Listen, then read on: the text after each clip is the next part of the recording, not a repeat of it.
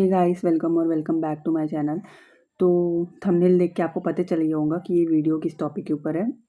So without wasting any time, let get into the video.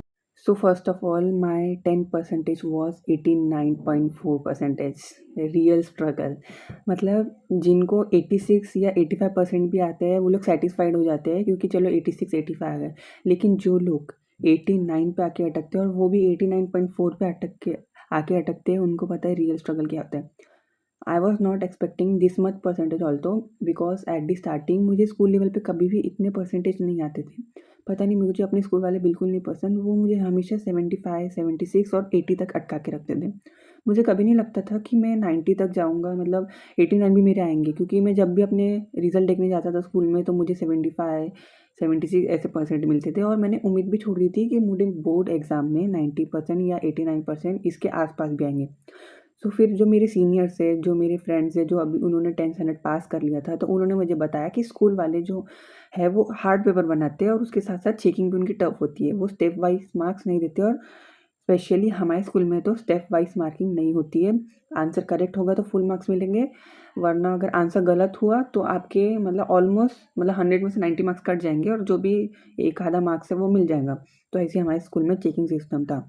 But हमारे senior ने जो बोला, जब हम बोर्ड एग्जाम दे के आए तो, और हमारा जो रिज़ल्ट आया तो वो उस अकॉर्डिंग नहीं था। वो रिज़ल्ट और उसकी चेकिंग बहुत अलग होती है स्कूल लेवल की जैसे, बिल्कुल नहीं। तो मेरी यही एक्सपीरियंस के हिसाब से मैं एक टिप शेयर करना चाहूँगा मेरे जूनियर्स के साथ, कि जो भी अभी 10 ग्रेडर्स में है और उनके ऑलमोस्ट PT1 एग्ज़ाम तो हो चुके होंगे, और किसी-किसी के होने के होंगे। तो अगर आपका रिज़ल्ट ख़राब आता है तो आप ये सोच के आप अपने 10 बोर्ड का रिज़ल्ट जज मत कीजिए कि मेरा PT1 का रिज़ल्ट ख़राब आ गया तो मैं आगे कुछ मतलब अच्छे परसेंटेज नहीं लाता। ये बिल्कुल गलत है। जब मेरा PT1 का परसेंटेज आया था और मेरे मार्क्स आए थे वो बहुत ख़राब थे। I mean below the average आए थे, और मैंने तो उम्मीद छोड़ दी थी कि मुझे 80 के ऊपर भी आएँगे परसेंटेज। इतने घटिया, मतलब मेरे पेपर अच्छे गए थे लेकिन उस हिसाब से मुझे रिज़ल्ट नहीं मिला। तो मैंने एक्सपेक्टेशन छोड़ दी थी। तो ये मेरा एक्सपीरियंस है कि अगर आपका PT1 एग्ज़ाम हो चुका है, तो आप अपना एक्सपीरियंस मतलब आपका जो मोटिवेशन है वो मत खोइए। आप पढ़ते रहिए, क्योंकि आपका जो स्कूल लेवल पे जो रिज़ल्ट आता है उससे आपका 20 या 30% ऑलमोस्ट 20% ज़्यादा ही आता है। तो coming towards my least favourite subject and most favourite subject. तो मेरा मोस्ट फेवरेट सब्जेक्ट था, नॉन एकेडमिक तो सब्जेक्ट था IT। वो मुझे अच्छा लगता था क्योंकि वो ज़्यादा स्कोरिंग सब्जेक्ट था, इसलिए उसके मुझे कोई उसके फील्ड में नहीं जाना था IT में, जस्ट बिकॉज उसमें अच्छे मतलब मार्क्स आ जाते थे, उसकी वजह से परसेंटेज एनहांस हो जाता था, इसलिए वो सब्जेक्ट मुझे अच्छा लगता था। एंड मेन सब्जेक्ट पे बात की जाए तो मुझे SST पसंद है। येस गाइस, बहुत लोग सोच रहे होंगे इसको SST क्यों पसंद है। मुझे SST इसलिए पसंद है क्योंकि फर्स्ट ऑफ ऑल मेरी राइटिंग अच्छी है। ये मैटर नहीं करता कि आपकी राइटिंग अच्छी है। मेरे साथ ये बेनिफिट था कि मेरा जो प्रेज़ेंटेशन था और मेरी राइटिंग दोनों मैच करती थी, मतलब वो काफ़ी वेल सेटल था मेरा प्रेज़ेंटेशन। और मुझे SST पढ़ना और मुझे थ्योरी सब्जेक्ट पढ़ना ज़्यादा पसंद है, और मुझे आगे जाके SST के फील्ड में मतलब सिविल सर्विस के फील्ड में जाना है, इसलिए मुझे वो सब्जेक्ट इंटरेस्ट से पढ़ना भी पड़ता था, मतलब मुझे खुद ही पसंद था। इसलिए उसमें I got 90 out of 100। Yes, I got 90 out of 100 in that. पर सच बात बोलूँ तो जब मैं अपना SST का एग्ज़ाम दे के आया तो मैंने उसको थोड़ा गड़बड़ कर दी थी, क्योंकि जब मैं आप देखेंगे अगर इस साल का पेपर देख के, तो उसमें जो MCQs थे वो काफ़ी ट्रिकी थे। मतलब जैसे मैप के क्वेश्चन आते हैं एकदम थ्योरी बेस्ड, मतलब एकदम आपको टेक्स्ट बुक रट के जानी पड़ेंगी, वैसे वाले MCQs थे। इसलिए उसमें मुझे 5-6 MCQs तो ज़्यादा बार हुआ, जैसे ही मेरे हाथ में पेपर आया मुझे कुछ समझा ही नहीं कि ये कैसे करना है। तो मतलब मैंने अपने थोड़ा बहुत नॉलेज के ऊपर थोड़ा इधर जुगाड़ लगा के उधर जुगाड़ लगा के किया। उसमें से मतलब मुझे 6 MCQs में डाउट था, और वो 6 MCQs मेरे गलत हो गए। येस, वो 6 MCQs की वजह से मैं 90 पे आके अटका, वरना आई वाज़ एबल टू मैं 97 या 98 तक जाता था पक्के से। Just because of that I scored only 90 out of 100। फिर भी जब मैं एग्ज़ाम मेरा रिज़ल्ट आया तो मैं सैटिस्फाइड था, क्योंकि मेरे थ्योरी में मार्क्स नहीं कट रहे थे, क्योंकि मैंने आपको बताया था कि मैं थ्योरी का मेरा प्रेज़ेंटेशन अच्छा था। इसलिए मेरे 4 मार्क्स ही गए थे, और वो भी 2 मार्क्स मेरे मैथ में गए थे, और मैंने मैथ्स 1 दिन पहले पढ़ा था। येस गाइस, मैथ मैंने 1 दिन पहले पढ़ा था। ये बिल्कुल मत करना, ये बहुत गलत चीज़ है। आई मीन मतलब 1 दिन पहले नहीं पढ़ा था, पूरे साल भर में जो एग्ज़ाम होते हैं, जैसे PT1 होता है, टर्म 1 होता है, PT2 होता है, रिवीजन टेस्ट होते हैं, तो उस बार भी मैं पढ़ता था। लेकिन मेरा ये प्रॉब्लम होता था कि जब मैं पढ़ता था तो मैं 1 महीने बाद वो ऑलमोस्ट 90% तक भूल जाता था, और मैं मैप रिवाइज़ नहीं करता था। मैं यही भरोसे था कि मैं एग्ज़ाम के टाइम पढ़ूँगा तो मुझे फ्रेश याद रहेगा, लेकिन ये मेरी सबसे बड़ी गलती है। आपको मैथ पे भी उतना ही ध्यान देना है जितना आप थ्योरी पे, क्योंकि अगर आप सोच रहे हैं कि आपको 100 स्कोर करना है तो आपको थ्योरी पे फुल ध्यान देना पड़ेगा, मतलब मैथ पे फुल ध्यान देना पड़ेगा। अगर आप मैथ को रिग्रेट करेंगे तो मैथ आपके मार्क्स को रिग्रेट कर देगा, फर्स्ट ऑफ ऑल ये टिप। सेकेंडली ये है कि अब आपकी हैंडराइटिंग ख़राब है तो उससे कोई मैटर नहीं होता, आपकी प्रेजेंटेशन मैटर करती है। क्योंकि हमारे जो स्कूल्स के टॉपर भी आए हैं इस साल, उनकी राइटिंग घटिया से घटिया थी लेकिन उनकी प्रेजेंटेशन अच्छी थी इसलिए। तो एसएसटी के लिए सिर्फ इतनी टिप है। और बात करी जाए रेफरेंस बुक के लिए, तो रेफरेंस बुक में आपको दिगराज सर के एडुकार्ड की जो क्वेश्चन बैंक आती है, आपको थ्योरी के लिए लेने की कोई ज़रूरत नहीं है गाइस। थ्योरी के लिए लेने की कोई ज़रूरत नहीं है। कोई भी अगर क्रिएटर आपको बोलता है कि आपको एसएसटी के लिए थ्योरी बुक लेनी चाहिए, मतलब थ्योरी रेफरेंस बुक से पढ़नी चाहिए, तो बिल्कुल गलत है। Stick to NCERT for whole year, stick to NCERT. Yes, मैं पूरे साल एनसीईआरटी से पढ़ा, geography, history, civics, economy. NCERT का थ्योरी के अलावा कुछ नहीं आएगा। बस आपको क्वेश्चन प्रैक्टिस, दिगराज सर का एडुकेट का क्वेश्चन बैंक आता है, मैंने वही पढ़ा था। मतलब उसके एमसीक्यूज और जो क्वेश्चंस आते हैं उसके बहुत अच्छे होते हैं। उससे आपको एक आइडिया मिलता है कि आपके बोर्ड एग्जाम में किस टाइप के क्वेश्चन आएंगे। और जब मैंने सैम्पल पेपर सॉल्व करने करे तो मुझे काफ़ी हेल्प हुई, क्योंकि मैंने एडुकार्ड का क्वेश्चन बैंक सॉल्व किया था। तो एसएसटी के लिए सिर्फ इतनी टिप है। आते हैं फिर अभी हम साइंस के ऊपर। सो टॉकिंग अबाउट साइंस, तो in science I score 84 out of 100। Yes, मैं आपको बताता हूँ, जब मैं अपना बोर्ड एग्जाम दिखाया तो I was expecting 96 marks. 90, yes, I was expecting 96 marks out of 100। ये टिप बहुत इंपॉर्टेंट है, इसके वजह से आप 89 पे भी अटक सकते हैं, आप 99 पे भी अटक सकते हैं। ये टिप बहुत इंपॉर्टेंट है। तो एसएसटी के बोर्ड एग्जाम में साइंस के बोर्ड एग्जाम में क्या हुआ था, मेरा पेपर में ऑलमोस्ट सब कुछ सही था, लेकिन जो 3 मार्क्स के क्वेश्चन थे, मैंने 3 मार्क्स जितना ही लिखा था। बस मेरा प्रॉब्लम ये था कि मैंने 3 पॉइंट्स की जगह उसको पैराग्राफ के जैसा, और बोल सकते हैं मैंने 2 पॉइंट्स में लिखा था, लेकिन जो आंसर था वो मेरा 3 पॉइंट्स, मतलब 3 मार्क्स जितना ही था। इसलिए एक क्वेश्चन था जिसमें एड्रेनलिन ग्लैंड और उसके फंक्शन बताने थे। मैंने पूरा, मतलब जितना भी टेक्स्ट बुक में था पूरा उधर कॉपी पेस्ट किया, मतलब मैंने जितना भी था वो, मतलब मार्किंग स्कीम के हिसाब से मैंने पूरा छाप दिया था उधर। फिर भी मुझे 3 में से 2 मार्क्स मिले उसमें से, क्योंकि मैंने 2 पॉइंट्स में लिखा था, इसलिए उधर 1 मार्क कट गया। और दूसरा मार्क मेरा कटा था, हाँ, रिएक्शन पे। रिएक्शन अगर आप सोचते हैं कि आप बैलेंस करके नहीं आएँगे और आपको, मतलब आपके हाफ मार्क्स कटेंगे, तो ये बिल्कुल गलत मार्क्स हैं। मतलब बिल्कुल गलत सोच है आपकी। जो बोर्ड एग्ज़ामिनर है उन्होंने क्लियरली बताया था, और हमारे क्लास टीचर ने भी बताया था कि अगर आप सोच रहे हैं आपने बैलेंस नहीं किया घाई-घाई में और आप सोच रहे हैं कि आपका हाफ मार्क्स ही कटेंगे, तो ये गलत है। मेरा पूरा 2 में से 1 मार्क कट गया था जस्ट बिकॉज़ ऑफ बैलेंस। तो मैंने बैलेंसिंग भी किया था, बस मेरा एक जगह 2 लिखना रह गया था, उसकी वजह से मेरा 1 मार्क कटा, लिटरली मेरे 2 मार्क्स साइंस में गए थे। और बाकी मार्क्स तो मेरे एमसीक्यूज़ वगैरह में चले गए थे, वो मुझे इतना रिग्रेट नहीं था, क्योंकि उस हिसाब से, मतलब मेरी प्रिपरेशन अच्छी थी, लेकिन उस टाइम में पता नहीं क्या हुआ, मेरा वो गलत हो गया, तो मेरे को उसके ऊपर कोई था नहीं। और मैं 89 पे क्यों स्टक हुआ था, जस्ट बिकॉज़ ऑफ साइंस। मेरे 89.4% आए थे गाइस, और मुझे सिर्फ 3 मार्क्स चाहिए थे 90 क्रॉस करने के लिए। मेरे 2 मार्क्स जो साइंस ने ले लिए थे, क्योंकि एड्रेनलिन ग्लैंड ने ले लिए थे 1 मार्क्स और बैलेंसिंग वाले ने 2 मार्क्स।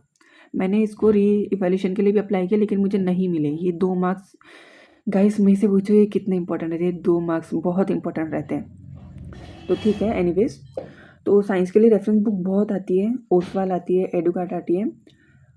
मैं तो एडुकार्ड के साथ गया था, और पीडब्ल्यू का क्वेश्चन बैंक था, समृद्धि मैम, रक्षक सर और सुनील भैया तीनों ने मिलकर बनाया था। इन दोनों में से आप कोई लीजिए, क्योंकि ओसवाल का अभी, मतलब जो सिलेबस है उसमें जो क्वेश्चंस है वो बहुत शॉर्ट आते हैं, मतलब शॉर्ट्स इन द सेंस कि कैसे, वो बहुत पुराने थ्योरी टाइप के आते हैं, और अभी कॉम्पिटेंसी क्वेश्चन बढ़ गए हैं। नो हेट ओसवाल, बट मैंने ओसवाल की बुक भी ली थी, लेकिन मुझे वो इतनी प्रिफरेबल नहीं रखी। आप पीडब्ल्यू के साथ जा सकते हैं, नहीं तो आप प्रशांत भैया का एडुकार्ड के साथ जा सकते हैं। This was all about science. Let's come to the maths, my weakest marks scoring subject and my weakest subject guys. इसके मार्क्स बताते हुए तो मुझे शर्म आ रही है। I got 40 out of 100 in maths. Yes, अब आप सोच रहे होंगे ये बंदा, इसको 40 मार्क्स आए और हमें क्या ही टिप देगा। Guys let me tell you, मेरे PT1 एग्जाम में 40 मार्क्स का, सॉरी 30 मार्क्स होता है, उसमें मेरे आए थे 27। यस, 30 में से मेरे 27 आए थे। In term 1 I got 75 out of 80, मुझे 75 मार्क्स आए थे 80 में से। और मेरी PT2 में I got 30 out of 30 in my maths exam. Yes, मुझे ऐसे मार्क्स आते थे। और मैं बोर्ड एग्ज़ाम में तो ये सोच के चल रहा था कि मेरा मैथ्स सबसे स्ट्रॉन्गेस्ट पॉइंट रहेगा, मैं इसमें आउट ऑफ भी स्कोर सकता। और इसमें गड़बड़ क्या हुई मैं बताता हूँ आपको। हमें मैथ्स के लिए छुट्टी दी थी 10 दिन की। इससे बच्चों को क्या लगा, उनका बहुत ज़्यादा एडवांटेज है, वो जिनका सिलेबस नहीं है वो कर सकते हैं, अच्छे से रिवीजन कर सकते हैं, सैम्पल पेपर कर सकते हैं। लेकिन ये बिल्कुल गलत था। जो आप डे 1 में पढ़ते, मतलब डे 10 में से जो डे 1 में पढ़ते हैं आप, वो धीरे धीरे आके आपको इतना पढ़ना पड़ता है 10 दिन में कि आप वो डे 1 का आपको 40% याद रहता है। और फिर आप जब 10वें दिन में आते हैं, आप वो पहले दिन का रिवाइज कर नहीं सकते ऑब्वियसली। तो आप धीरे धीरे बोलते हैं। जो टॉपर्स मेंटेलिटी रहती है, जिन्होंने एकदम प्रॉपर टिपिकल टाइप पढ़ा रहता है, उनके लिए ठीक था। बाकी मैं तो मतलब मेरा सिलेबस कंप्लीट था, लेकिन मेरा प्रॉब्लम ये था, मुझे फॉर्मूलेस वगैरह मैं भूल जाता था और कौन सा इक्वेशन थोड़ा उसमें मेरी गड़बड़ होती थी। तो मेरा पूरा डे 1 से लेकर डे 10 तक मैंने ऋतिक सर और शोभित भैया दोनों को फॉलो किया था। और मुझे ये सोच के चल रहा था कि मुझे आउट ऑफ आ सकते हैं या फिर मुझे 95 आ सकते हैं। लेकिन जैसे ही मैं बोर्ड एग्जाम देने गया, फर्स्ट ऑफ ऑल आप बोल रहे होंगे बहाने दे रहा है, पेपर का लेवल बहुत टफ था। मतलब जितने भी एग्ज़ाम थे उसमें से सबसे हार्डेस्ट एग्ज़ाम था मैथ्स, क्योंकि उसमें छुट्टी ज़्यादा दी थी और सर ने हमको पहले ही वार्न किया था इसके लिए छुट्टी ज़्यादा दी है तो CBSE आप लोगों के साथ खेल सकते हैं। और CBSE खेल गया गाइस, CBSE खेल गया। पेपर बहुत टफ आया था, मतलब मेरे जैसे बच्चों के लिए मुझे टफ लगा। मैं मैथ्स मेरा स्ट्रॉन्गेस्ट पॉइंट था, मुझे टफ लगा, तो सोच सकते हैं। तो let's come to Hindi. Yes, Hindi में भी मेरी बहुत कहानी अलग थी, क्योंकि हमारे जो क्लास इंचार्ज थे वही हिंदी थे। और मैं ये सोच के चलता था कि हमारे क्लास इंचार्ज हिंदी है तो हमें हिंदी में बहुत एडवांटेज आएगा। और ये बात सही थी। मुझे हिंदी, मेरे को जो हिंदी में 9th में टीचर मिली थी, उन्होंने मेरा हिंदी पूरा वीक कर दिया था। I don't have any problem personally, लेकिन उन्होंने मेरा हिंदी पूरा वीक कर दिया था 9th में।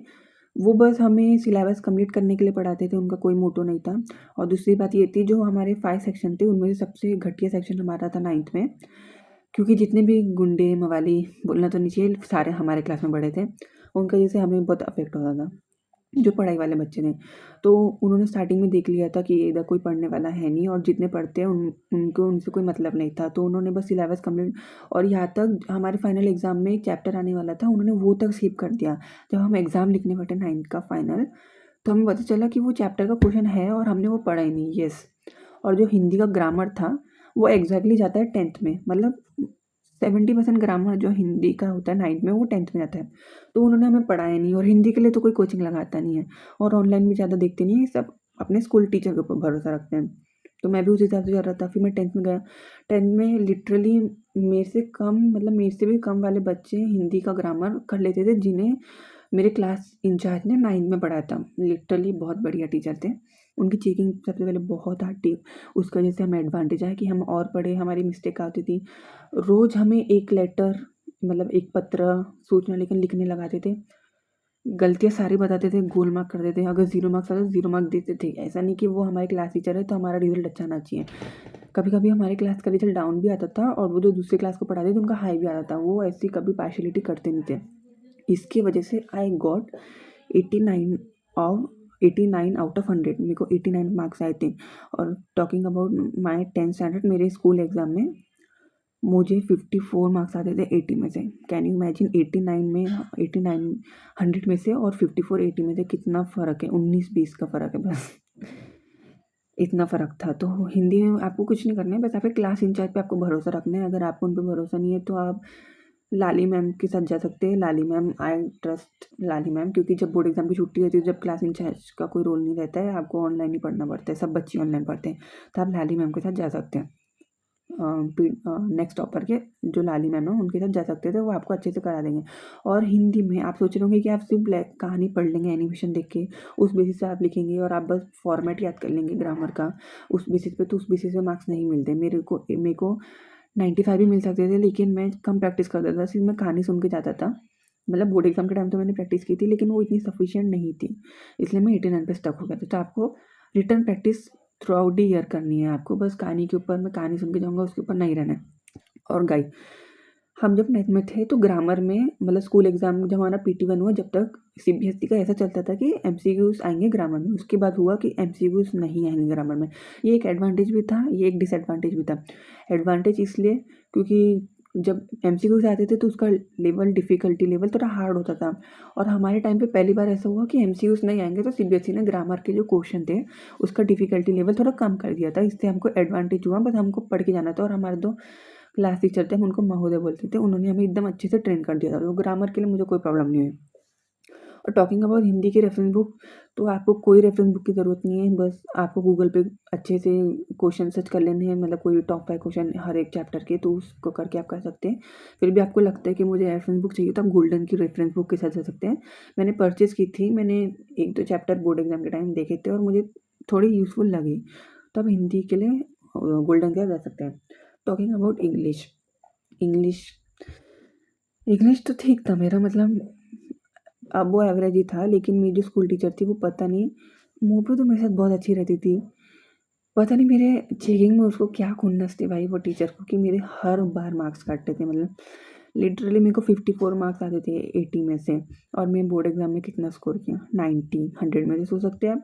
54 मार्क्स आउट ऑफ 80, मतलब प्रैक्टिकल का देखा तो 50, 60, 70, 74 मार्क्स आउट ऑफ 100 आपको स्कूल एग्जाम में मिल रहा है, और आपको 90 मार्क्स मिल रहा है 100 में से बोर्ड एग्जाम में, तो कितना फ़र्क है। तो आप जब अपने स्कूल एग्जाम लिख के आते तो आप उसके ऊपर अपना परफॉर्मेंस जज मत कीजिए, बोर्ड एग्जाम का सबसे बड़ी गलती। इंग्लिश में आपको वही हिंदी जैसा ही है, बिल्कुल प्रैक्टिस करती रहनी पड़ेगी। आप बस कहानी सुन के, मतलब एनिमेशन देख के नहीं जा सकते। This goes for English as well as. और रेफरेंस बुक की बात की जाए तो इंग्लिश के लिए मैंने कोई रेफरेंस बुक फॉलो नहीं की थी। बस आपको जब आपका पोर्शन हो जाता है तो आपको सैम्पल पेपर सॉल्व करने हैं। जितने नवंबर तक आपका पोर्शन हो जाना चाहिए। उसके बाद आपको full to full sample paper solve करने थे। मैंने लिटरली इतने सैम्पल पेपर सॉल्व किए थे पूरे मतलब सिर्फ इंग्लिश के नहीं, मैंने Hindi, English, maths, science, IT, इतने सैम्पल पेपर हो गए थे मेरे। मेरे को रखे है वो कहीं, मैं आपको दिखाऊंगा भी एक दिन और कैसे सॉल्व किए थे। मैं इतनी स्ट्रिक्ट चेकिंग करता था कि मतलब 1 मार्क यहाँ पे मिलता भी होता था और थोड़ी भी गलती निकलती थी उधर भी मैं मार्क्स काटा था। आपको ऐसा नहीं करना है कि मेरा पेपर है तो मुझे अच्छे मार्क देना है, उससे आपका ही डीमेरिट होगा, आपके लिए डिसएडवांटेज है, बाकी कुछ नहीं होगा। रेफरेंस बुक के लिए तो आप बस सैम्पल पेपर सॉल्व कीजिए, रेफरेंस बुक की कोई ज़रूरत नहीं। अगर आपको लगता भी है तो आप एडुकार्ट के लिए जा सकते हैं, उसमें आपको कौन सी टीचर की हो तो नहीं पता, लेकिन एडुकार्ट की सब बच्चे बोलते हैं अच्छी होती है, तो you can go with Educart. So lastly come to IT. IT में कुछ नहीं करना है, पेपर के 5-6 दिन पहले भी आप पढ़ के अच्छे मार्क, मतलब बोर्ड एग्जाम के नहीं, हर आपके पीटी टर्म, उसके लिए आपको ज़्यादा टेंशन लेने की ज़रूरत नहीं है। आपके पीटी टर्म, पीटी 2 के 5-6 दिन पहले आप उसको पढ़ेंगे, you can score. My guarantee is that if you are below average, then you can then also you can score 99 out of 100. Yes, this mark my words, you can score 99 out of 100। बस आपको theory अच्छे से समझनी है, और जो उसमें employability skills वाले हैं उसके ऊपर तो इतना आसान है पूरा जनरल नॉलेज में। आज तक वो एम्प्लॉयबिलिटी पढ़ के नहीं किया, बस मैंने ऊपर ऊपर से जब टीचर हमें क्लास में पढ़ा दी थी मैं वही देखता था, बाकी कुछ नहीं, उसके ऊपर ही मैंने पढ़ा। और एक ऐप है, मतलब यूट्यूब पे, मैं उसका नाम इधर पोर्ट्रे कर दूंगा, मुझे याद नहीं आ रहा, बट मैं यहाँ पे पोर्ट्रे कर दूंगा, उससे आप पढ़ सकते हैं। लिटरली आपको एनिमेशन, मतलब आपको प्रैक्टिकल भी समझा के देगा वो बंदा, आपको थ्योरी भी पढ़ा के देगा। मेरे को कम मार्क्स आते थे, बस 85 तक आते थे 100 में से। मैं उस पर सेटिस्फाइड नहीं था, मेरे को लगता था कि अगर मेरे मेन सब्जेक्ट में मार्क्स कट जाएंगे तो मैं इस पर भी क्या करूँगा, मेरे को 85 आते हैं। मेरे को फिर वो चैनल मेरे फ्रेंड ने रिकमेंड किया, इतना सही बंदा है। मैं प्रैक्टिकल में आउट ऑफ स्कोर किया 50 में से 50। बेसिकली मेरे टर्म 1 में सिर्फ 30 मार्क्स मिले थे प्रैक्टिकल में, क्योंकि मेरे को प्रैक्टिकल कुछ नहीं समझता था स्कूल में टीचर क्या पढ़ाती है।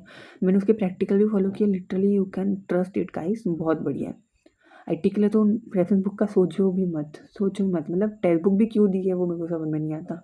ऑनलाइन ही पढ़ के आपको हो जाएगा, रेफरेंस बुक तो छोड़ो, आप टेक्स्ट बुक ही अच्छे से पढ़ लोगे तो बहुत है। तो यहाँ पे हमारे सारे सब्जेक्ट कवर होते हैं।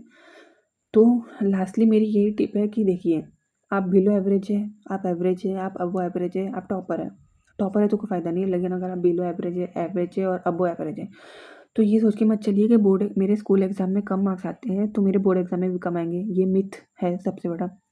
सेकेंडली ये आपको अपने प्रेजेंटेशन के ऊपर ध्यान देनी है हर सब्जेक्ट के।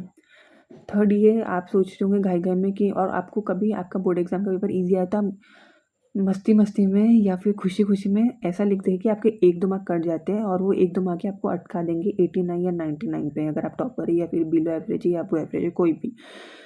मेरे ओवर कॉन्फिडेंस या कुछ भी बोल लो, मैं जब साइंस एग्ज़ाम दे के आया मैं इतना खुश था लिटरली, मेरे को लगा मुझे 96 मार्क्स आएँगे 100 में से।